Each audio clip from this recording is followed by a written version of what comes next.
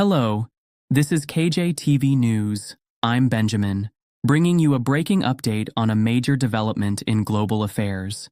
The United States has launched powerful airstrikes on 3 major nuclear facilities in Iran: Fordow, Natanz, and Isfahan. President Donald Trump made the announcement late Saturday night from the White House, calling it a spectacular military success.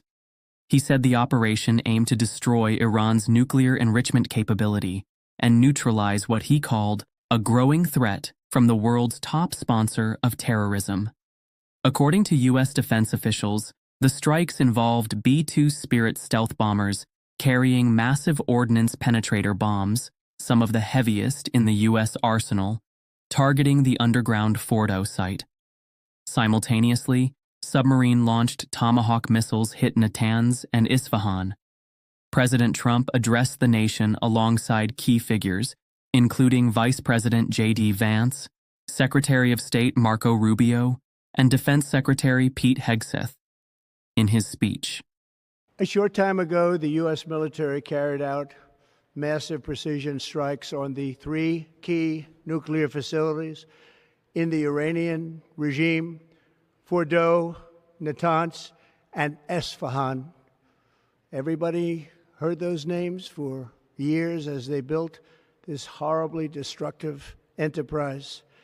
Our objective was the destruction of Iran's nuclear enrichment capacity and a stop to the nuclear threat posed by the world's #1 state sponsor of terror.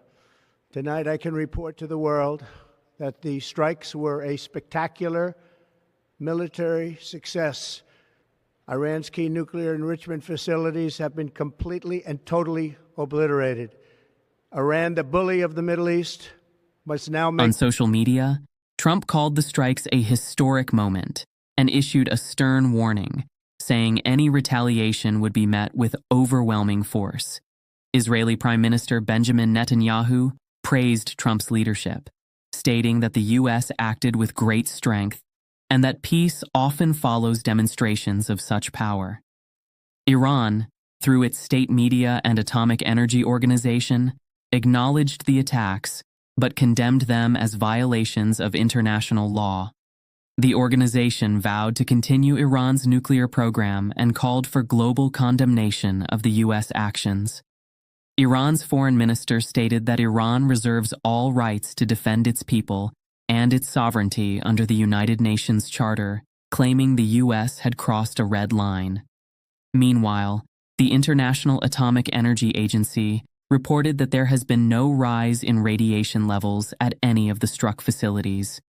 U.S. Homeland Security and intelligence agencies have raised the national threat level and are monitoring for any signs of cyber or physical retaliation. Inside the U.S., lawmakers are split. Some Republican leaders applauded the president's actions, while Democrats criticized the lack of congressional approval and warned of the risks of entering another war in the Middle East.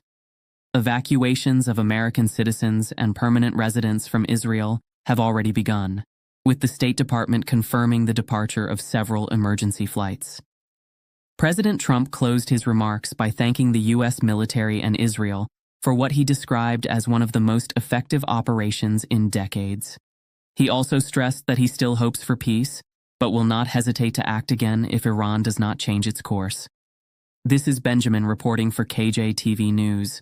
Stay with us for continuing coverage as this high-stakes story develops, and don't forget to subscribe for more news.